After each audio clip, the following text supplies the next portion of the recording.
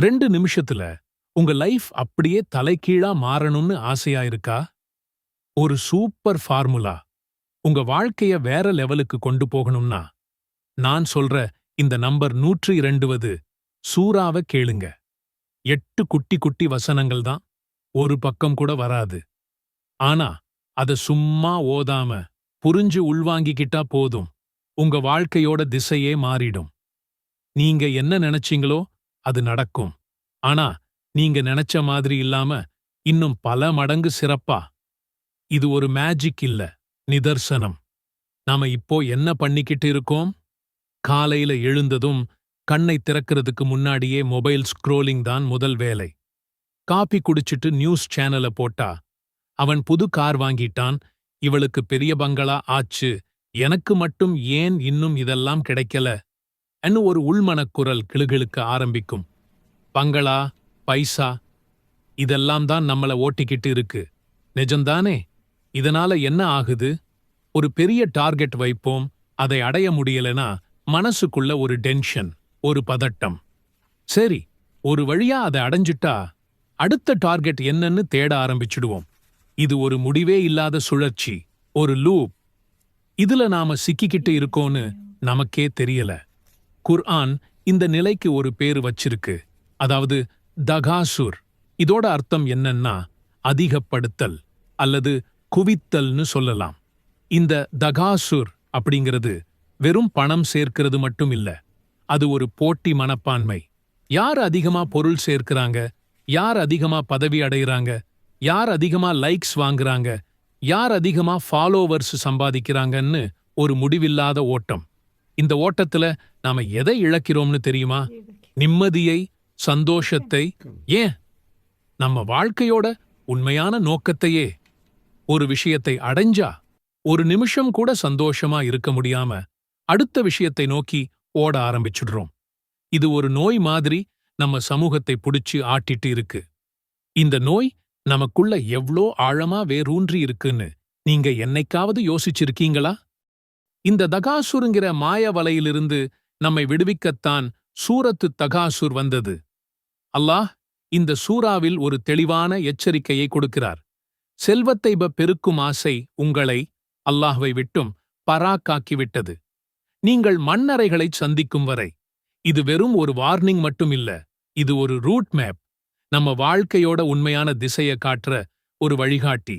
நீங்க நினைக்கிற வெற்றி, பணம், பதவி, புகழ் இதெல்லாம் தவறுன்னு இந்த சூறா சொல்லல. ஆனா இதையெல்லாம் நீங்க உங்க வாழ்க்கையோட முதல் இலக்கா வச்சுக்கிட்டா கடைசி வரைக்கும் ஓடிக்கிட்டே இருப்பீங்க. ஒருபோதும் உண்மையான நிறைவே கிடைக்காது. ஒருபோதும் திருப்தி அடைய மாட்டீங்க. இந்த சூறா என்ன செய்யுதுன்னா உங்க கண்ணை திறக்குது. ஒரு புது லேன்ஸ் கொடுத்து உலகத்தை வேற கோணத்துல பார்க்க வைக்குது. உங்க பிரையாரிட்டி லிஸ்ட அப்படியே ரீசெட் பண்ணுது. நீங்க உங்க மனசுல எழுதி வச்சிருந்த நான் இதை அடையணும், அதை வாங்கணும் அப்படிங்கிற வாண்டட் லிஸ்ட் எல்லாம் அழிச்சு அதுக்கு பதிலா உண்மையான விஷயங்களை கொடுக்குது. அதாவது அகிரா, மறுமை வாழ்வு, வாழ்க்கையின் உண்மையான நோக்கம் மற்றும் நிலையான அமைதி. இது ஒரு உடனடி தீர்வு இல்ல, ஆனா ஒரு நிரந்தரமான மாற்றம். உங்க மனசுல ஒரு புதுவிதமான தெளிவை, ஒரு நிம்மதியை இந்த சூறா விதைக்கும். இந்த வசனம் ஒரு பலார்னு கன்னத்துல அரைஞ்ச மாதிரி. நீங்க செத்துப்போய் மண்ணுக்குள்ள போற வரைக்கும் இந்த போட்டி ஓட்டம் தொடரும். இது ஒரு மரண நினைவுபடுத்தல், டெத் ரிமைண்டர். நாம எல்லோரும் ஒரு எக்ஸ்பைரி டேட் கொண்டவங்க. ஆனா நாம வாழும் வாழ்க்கைய பார்த்தா என்னைக்கும் சாக மாட்டோம்னு நினைச்சிட்டு இருக்கிற மாதிரி இருக்கு. மரணம்ங்கிறது ஒரு நாள் வரும்.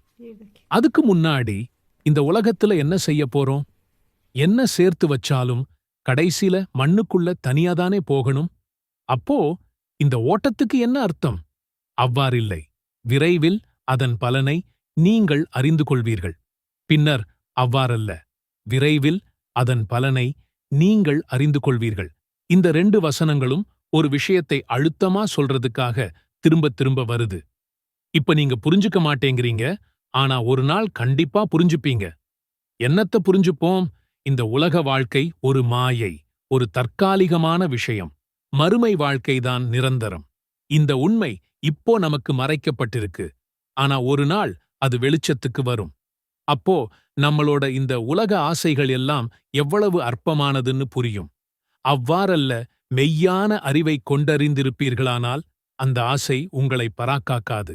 நிச்சயமாக அவ்வாசையால் நீங்கள் நரகத்தை பார்ப்பீர்கள். பின்னும் நீங்கள் அதை உறுதியாக கண்ணால் பார்ப்பீர்கள்.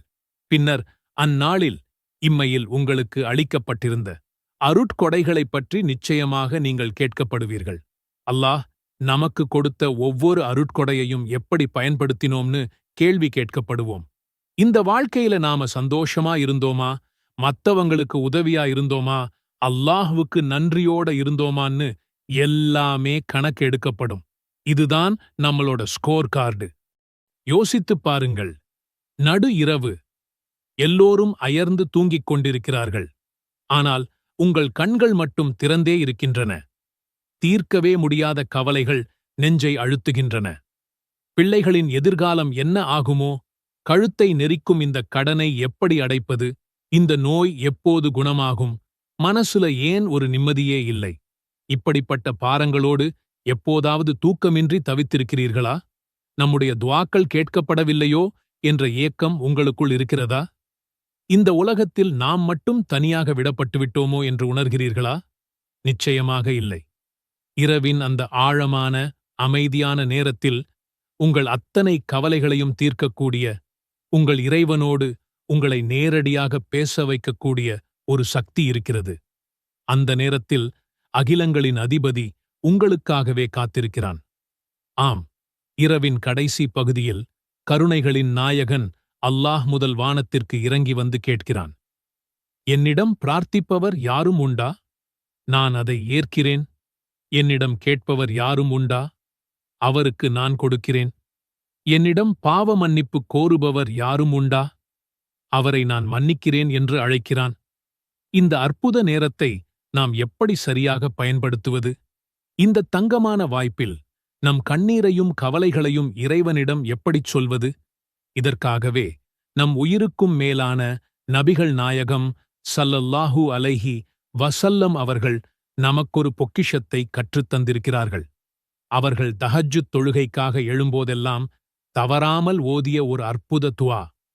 அது உங்கள் தேவைகளை நிறைவேற்றுவது மட்டுமல்ல, உங்கள் உள்ளத்திற்கும் ஆன்மாவுக்கும் ஒருவிதமான அமைதியையும் பலத்தையும் தரும். தஹஜ்ஜுத் தொழுகை என்பது சும்மா ஒரு உபரியான வணக்கம் கிடையாது. அது படைத்தவனுக்கும் நமக்கும் இடையேயான ஒரு பர்சனல் உரையாடல். பகல் நேர இரைச்சல், வேலைப்பளு, அடுத்தவங்க பார்வை என்று எதுவுமே குறுக்கிடாத ஒரு தனிமையான சந்திப்பு. சும்மா யோசித்துப் பாருங்கள். இந்த உலகத்தில் ஒரு பெரிய தலைவரையோ அதிகாரியையோ சந்திக்க வேண்டும் என்றால் எவ்வளவு கஷ்டப்பட வேண்டும். ஆனால் இந்த அகிலங்களின் அதிபதியான அல்லாஹ்வே நம்மை கூப்பிடுகிறான். வா, உனக்கு என்ன வேண்டும் கேள் என்று நமக்காகவே முதல் வானம் வரை இறங்கி வருகிறான். இந்த வாய்ப்பை விட பெரிய பாக்கியம் வேறு என்ன இருக்க முடியும்? நபிகள் நாயகம் ஸல்லல்லாஹு அலைஹி வஸல்லம் அவர்களின் வாழ்க்கையில் தஹஜ்ஜுத் தொழுகை ஒரு நாளும் பிரிக்க முடியாத அங்கமாக இருந்தது. அவர்களின் பாதங்கள் வீங்கும் அளவுக்கு இரவில் நின்று வணங்குவார்கள். ஏனென்றால் அந்த நேரத்தில் இறைவனுடன் கொள்ளும் தொடர்பு அவர்களுக்குள் அளவிட முடியாத மன வலிமையையும் ஆன்ம பலத்தையும் கொடுத்தது. பிரச்சனைகளை தைரியமாக எதிர்கொள்ளும் சக்தியையும் தந்தது. இந்த தஹஜ்ஜுத் நேரம் என்பது இஷா தொழுகைக்குப் பிறகு ஃபஜ்ருடைய நேரத்திற்கு முன் உள்ள நேரமாகும். குறிப்பாக இரவை 3ஆக பிரித்து அதன் கடைசி பகுதியில் எழுந்து தொழுவது ரொம்பவே சிறந்தது. அந்த நேரத்தில் கேட்கப்படும் துஆக்கள் ஒருபோதும் திருப்பி அனுப்பப்படுவதில்லை. நம் உள்ளத்தின் ஆழத்திலிருந்து வரும் ஒவ்வொரு வார்த்தையையும் அல்லாஹ் செவியேற்கிறான். அந்த நேரத்தில் நாம் கேட்கும் துஆ நம் வாழ்க்கையின் போக்கையே மாற்றும் சக்தி கொண்டது. ஆனால் என்ன கேட்பது, எப்படி கேட்பது என்ற கேள்வி வரலாம். அதற்காகத்தான் நம்முடைய வழிகாட்டி நபிகள் நாயகம் ஸல்லல்லாஹு அலைஹி வஸல்லம் அவர்கள் ஒரு முழுமையான, மிக அழகான துஆவை நமக்கு கற்றுத் தந்திருக்கிறார்கள். அல்லாஹும்ம லக்கல் ஹம்த் அன்த நூருஸ் ஸமாவாதி வல் அர்த் வமன் ஃபீஹின்ன வலக்கல் ஹம்த் அன்த கய்யிமுஸ் ஸமாவாதி வல் அர்த் ومن فيهن ولك الحمد أنت الحق ووعدك حق وقولك حق ولقاؤك حق والجنة حق والنار حق والساعة حق والنبيون حق ومحمد حق. اللهم لك أسلمت وعليك توكلت وبك آمنت وإليك أنبت وبك خاصمت وإليك حاكمت فاغفر لي ما قدمت وما أخرت وما أسررت وما أعلنت. أنت المقدم وأنت المؤخر، لا إله إلا لا أنت، لا حول ولا قوة إلا بالله. துஆவின் பொருள்: இறைவா, உனக்கே புகழனைத்தும். வானங்களுக்கும் பூமிக்கும் அவற்றுக்கு இடைப்பட்டவைகளுக்கும் நீயே ஒளியாவாய். உனக்கே புகழனைத்தும். வானங்களையும் பூமியையும் அவற்றுக்கு இடைப்பட்டவைகளையும் நிர்வகிப்பவன் நீயே. உனக்கே புகழனைத்தும். நீயே மெய்யானவன். உனது வாக்குறுதி மெய்யானது. உன் சொல் மெய்யானது. உன்னை நாங்கள் சந்திப்பது மெய்யானது. சொர்க்கம் மெய்யானது. நரகமும் மெய்யானது. யுக முடிவு நாளும் மெய்யானது. நபிமார்கள் மெய்யானவர்கள். முஹம்மதும் மெய்யானவர். இறைவா, உனக்கே கட்டுப்பட்டேன். உன் மீது நம்பிக்கை வைத்தேன். உன்னையே நம்பினேன். உன்னிடமே மீள்கிறேன். உன்னைக் கொண்டே வழக்குரைக்கிறேன். உன்னிடமே தீர்ப்பு கோருகிறேன். எனவே நான் முன் செய்தவைகளையும் பின்னால் செய்யவிருப்பதையும் நான் இரகசியமாகச் செய்ததையும் நான் வெளிப்படையாகச் செய்ததையும் மன்னிப்பாயாக. நீயே முற்படுத்துபவன், நீயே பிற்படுத்துபவன். உன்னைத் தவிர வணக்கத்திற்குரியவன் யாருமில்லை. இந்த அற்புத துஆவை இன்றிலிருந்தே உங்கள் தஹஜ்ஜுத் தொழுகையில் ஒரு பகுதியாக ஆக்கிக் கொள்ளுங்கள். ஆரம்பத்தில் ஒரு பேப்பரில் எழுதி வைத்துப் பார்த்து ஓதுவதில் தவறில்லை. போக போக இன்ஷா அல்லாஹ் மனப்பாடமாகிவிடும். ஒவ்வொரு நாளும் இரவின் அமைதியில் எழுந்து உலூ செய்து 2 ரகத்கள் தொழுதுவிட்டு பின்னர் கையேந்தி இந்த வார்த்தைகளைக் கொண்டு உங்கள் இறைவனுடன் பேசுங்கள். அதன் பிறகு உங்கள் தனிப்பட்ட தேவைகளை உங்கள் தாய்மொழியில் உங்கள் உள்ளத்தின் ஆழத்திலிருந்து வரும் வார்த்தைகளைக் கொண்டு கேளுங்கள்.